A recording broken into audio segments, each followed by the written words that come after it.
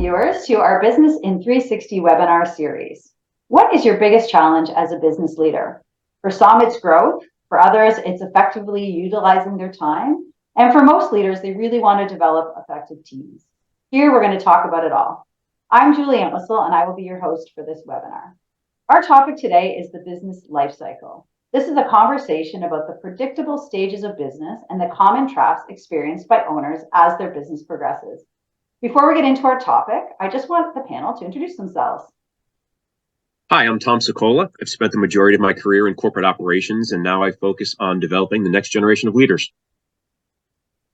My name is Michael Messer. I am in Savannah, Georgia, and I have over 20 years of experience in banking, finance, and risk management. And I coach business leaders on creating more valuable companies and building stronger communities. Hi, Eric Rorud, Arlington, Virginia. After 25 years in professional services consulting firms, I jumped to being a business coach to focus on working with professional services leaders to define and pursue their legacies. Hi, my name is Eric De La Fuente, also known as EDLF. I spent about a decade in consulting and business development, and now I focus on helping business owners grow and scale their businesses through developing multiple channels of revenue. And as I mentioned, I'm Julie Entwistle. I'm from Hamilton, Ontario. I am an occupational therapist by background. I owned a professional services company for 20 years before becoming a business coach, where I currently help other professionals to build their business confidence and competence. So welcome again. If you would like to continue this conversation about your specific business, please reach out to any one of us. I'm now going to ask Michael to explain the business life cycle, and following that, we'll lead our panel in a discussion about how that life cycle relates to our specific areas of expertise and perspective. Thanks, Michael. Hi, everyone. So there's been a lot of talk right now about the market changing. There's been a lot of chatter on the internet around whether or not recessions are going to be materializing at some point. And obviously, the vast majority of small business leaders and owners are pretty concerned about what the economy could hold in 2023.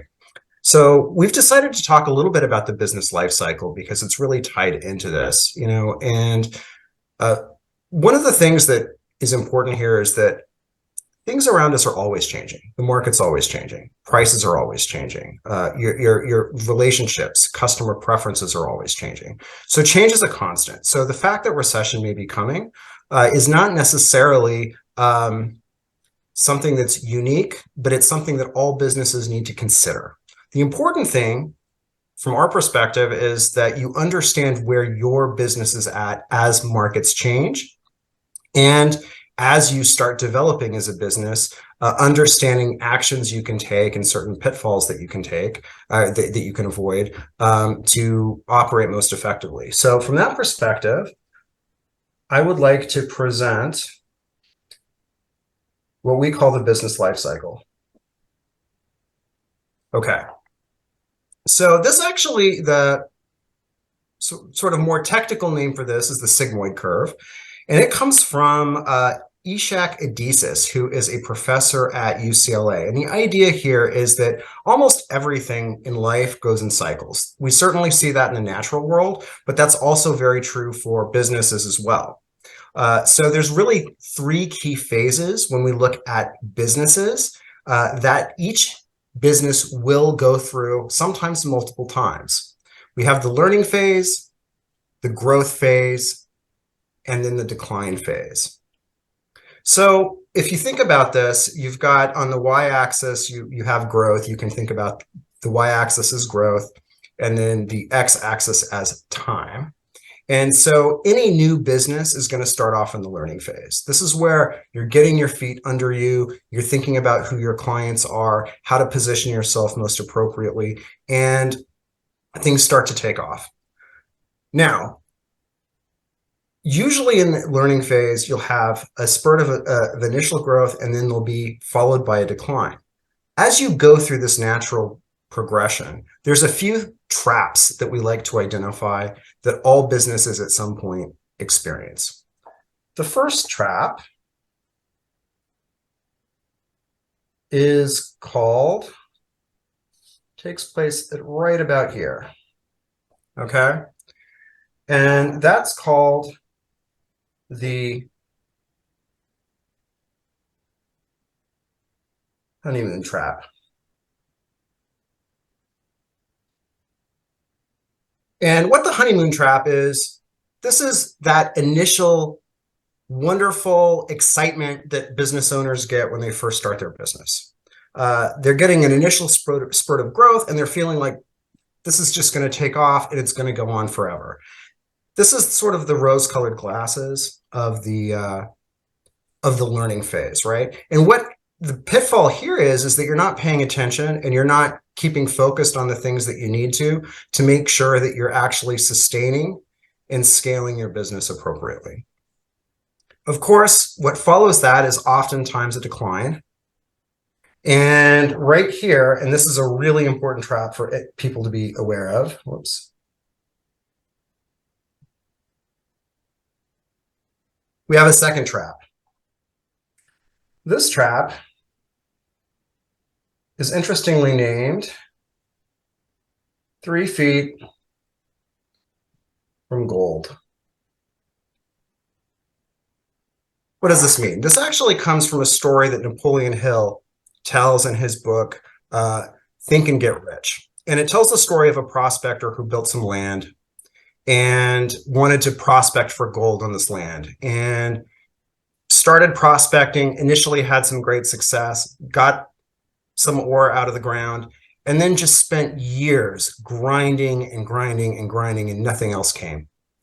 And out of frustration, feeling like this was a bad investment, he finally sold the land to a buyer, probably at a big discount, and went on his way. The new buyer then took the land, moved 3 feet from the prospecting site that had been worked over by the previous owner, and struck a large deposit of gold.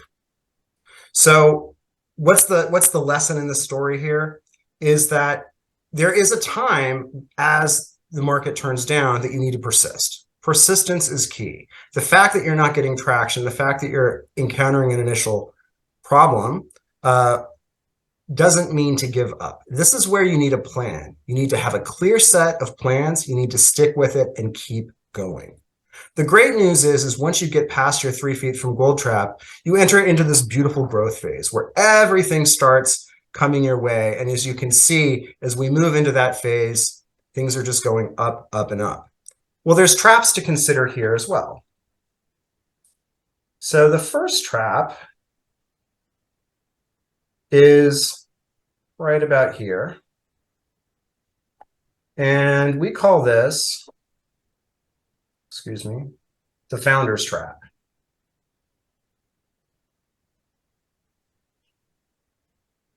So what is the founder's trap? The founder's trap is you've started to scale, you're getting good results, but the owner of the business still continues to wear many of the hats that he or she had on from day one. They're doing operations, marketing, everything. The business is starting to grow and scale beyond the capabilities of the founder's sole effort, okay? And so this is really a trap in which the focus needs to be on delegation, efficiency, optimization, because the founder is actually now becoming the constraint and the bottleneck to future growth. As businesses get past the founder trap, you start attracting the right people, scaling up, delegating, diversifying your management team. There's actually a second trap that often occurs in the growth phase, and that's right up here. And this one is called, oops, the success trap. This really is where companies have scaled up, they've got their systems and operations in place, things are going great, but they've taken their eye off the ball. The market's starting to change, they're not recognizing the change, and they're not adapting and innovating. And so as you can see, what happens after this particular trap is that you see a leveling off of growth. And then we enter that dreaded decline phase, which everybody, when they first started their business is most concerned about, which is a real sustainable change where the business is no longer growing, it's starting to shrink. And then, concerns around failure start to emerge. Now, the good thing to know is that in the decline phase, this is avoidable. keeping your eye on the ball, considering the changes in your market will allow you to actually reinvent yourself. And this is actually an opportunity. So really, you can change your trajectory in the decline phase by keeping focused on your market, your customers, and what's happening around you. Failure to do this actually results in the last trap, which is right here. We call this the denial trap. And the denial trap occurs when owners and management teams are just resistant to understanding what's happening around them.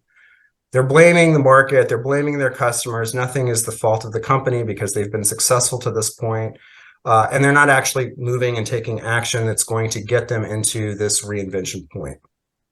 So the point of all of this is that business owners need to be cognizant, regardless of what the market is doing, on where they're at in the business cycle. And make sure that they have plans and strategies that are aligned for where they're at in the business cycle, understanding that there's a macro environment around them. Economic downturn, when you think about recession, is a risk that all businesses face. So this is just one way of starting to think about how to set up strategy and plans for the change that is actually going to be inevitable for your business.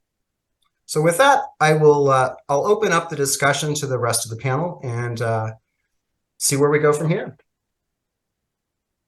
Thank you so much for that, Michael. I think that's really important for things for people to think about as we enter 2023. I wanted just to ask our panel to take an opportunity to chat about their thoughts on what Michael shared, and specifically how it relates to maybe the clients you coach or your specific background and experiences. So we'll start with Tom. Yeah, thanks, Julie. And Michael, again, thanks for the presentation on that one. The 2 points I'd like to make with that is the sigmoid curve that we went through. It doesn't stop, at the end just because you've made the change there. I like to tell people that it's cyclical. So let's say that you've been wise enough to recognize and stay out of that denial phase, and you've gone into the reinvention.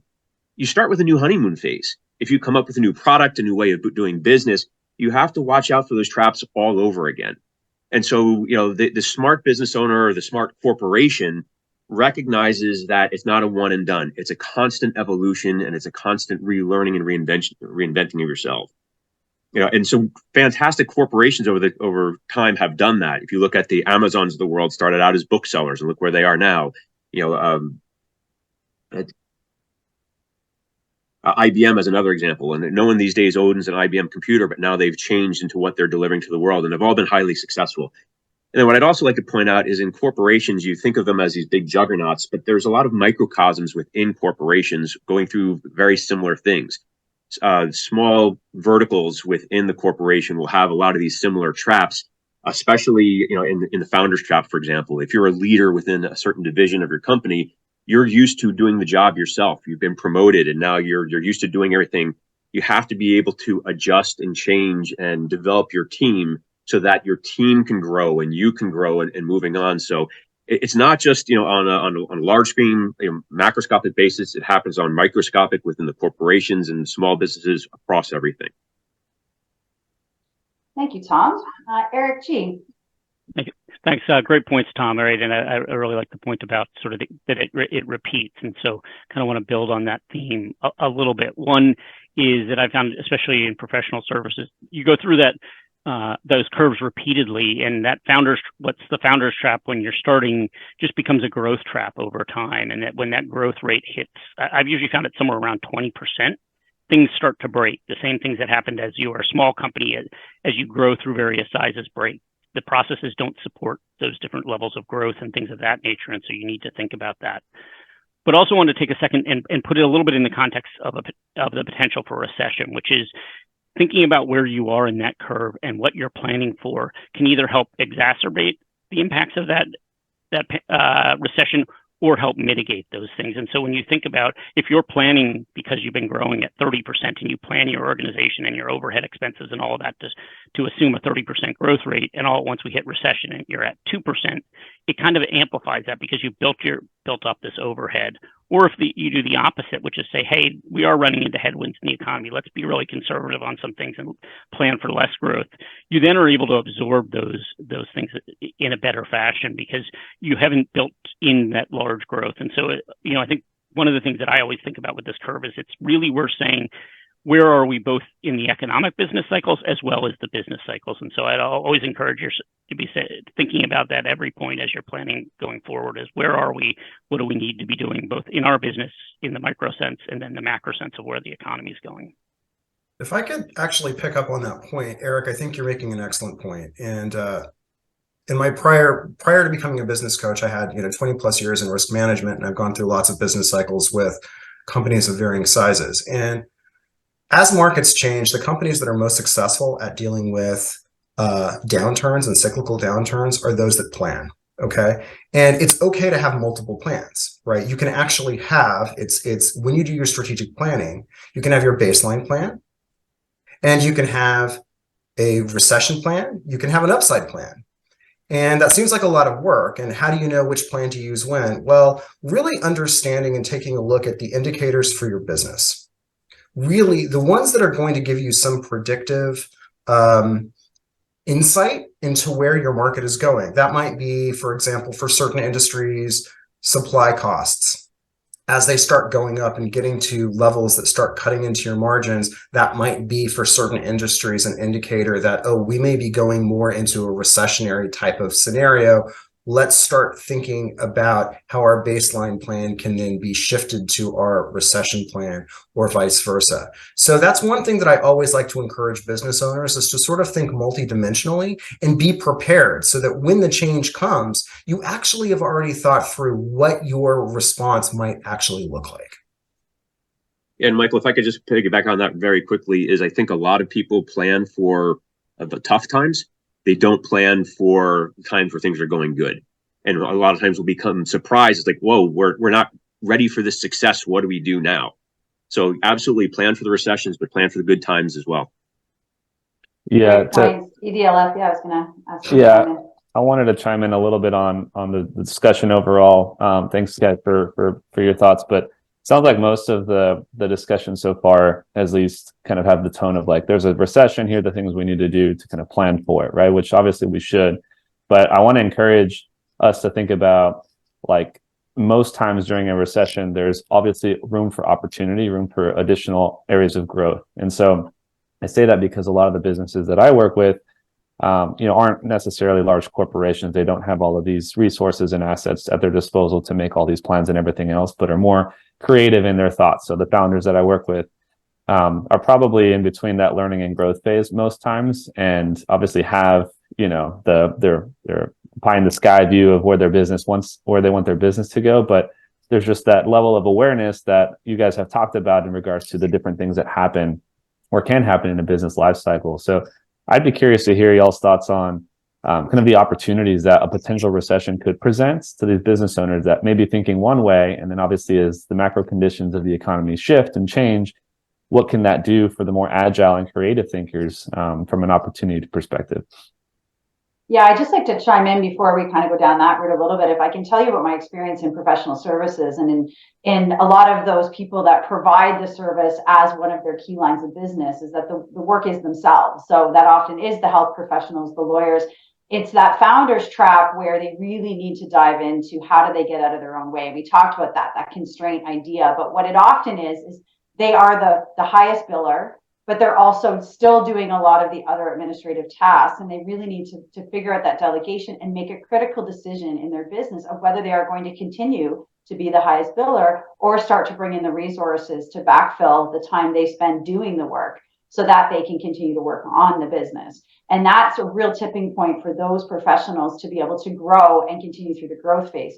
If they do not go through that difficult process of removing themselves from the billable work, then I would say their growth phase flattens at that point. and until they make that critical decision to really not be the main person in their business that is doing the work of the business at the same time as trying to run it. So I think that's a real practical example of where that happens in when the owner is the technician or that clinician doing the work. Just opening up to Eric's EDLF's point about opportunities in recession. Who wants to start that off? I'll take a shot at that. Yeah, Eric, it's a great point, right? And it really gets into somewhat of a mindset, right? Are you thinking more resilience or resistance, right? And with any sort of potential downturn, there's often an upturn opportunity, and really it gets down to really knowing who your customers are and really understanding how they're impacted by the situation. Because I think often organizations, I'd always guard against, reacting to the macro factors and really be thinking about the micro factors and how this impacts your customers and whether there's opportunities both to double down on certain markets that are really a little more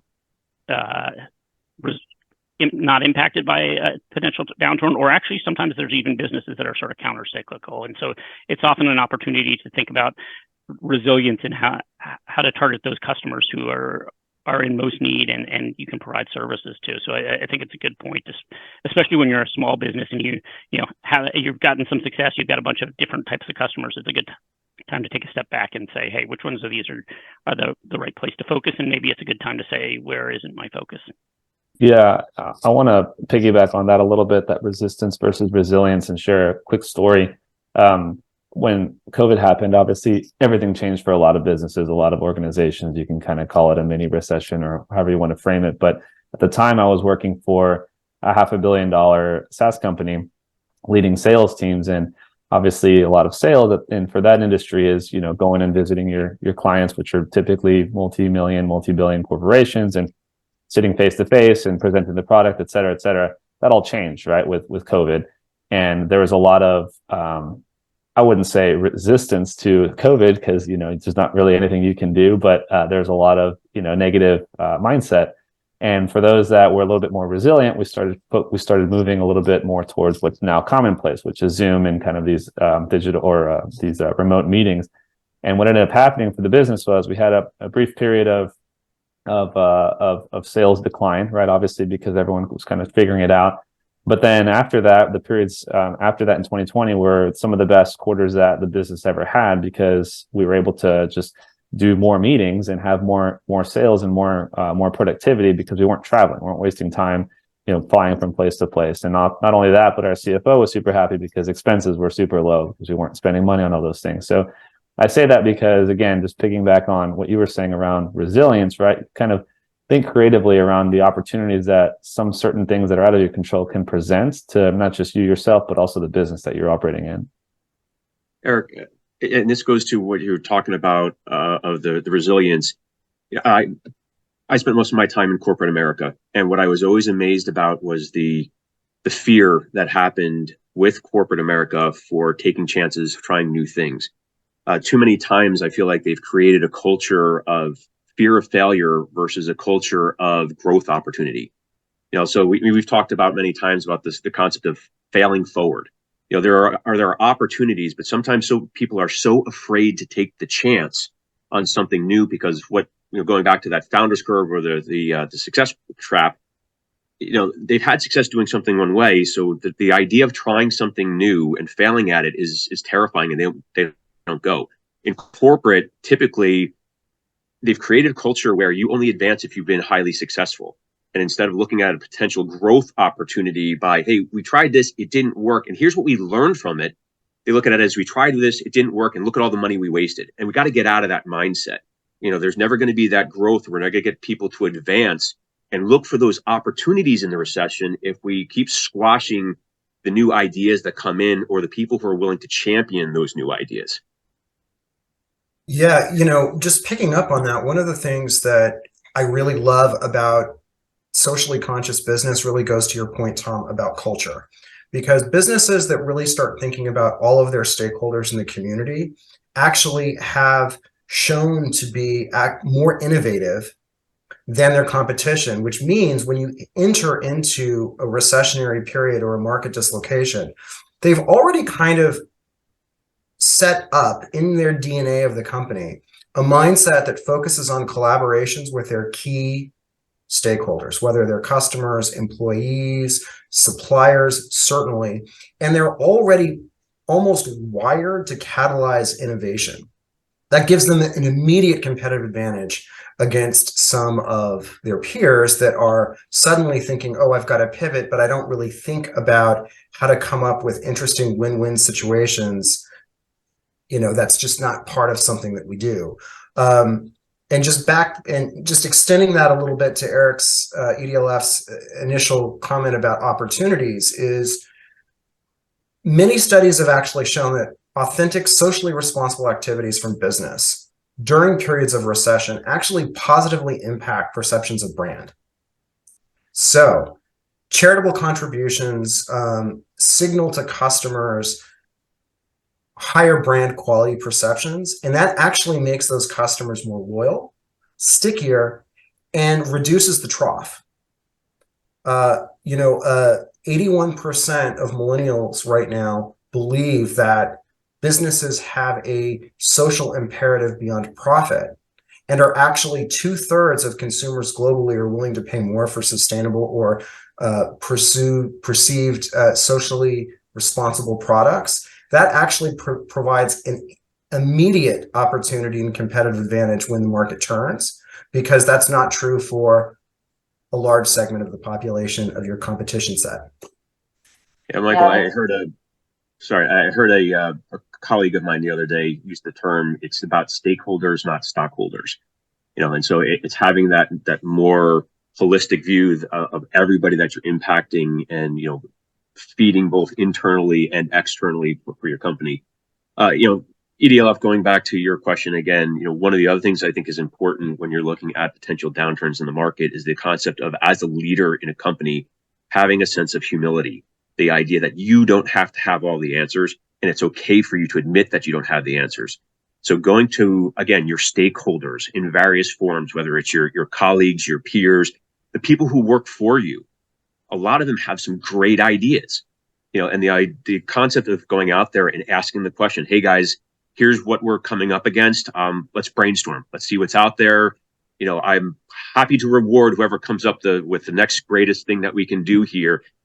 Just getting those creative juices flowing, and a portion that stems from, again, being humble enough to say, I don't have all the answers, and that's okay, but let's do this and let's give something new a chance. Yeah, I was just going to add, I think, one of the biggest opportunities is often in time. In that, and we look at COVID as another example, is COVID did in a lot of ways give people the gift of time.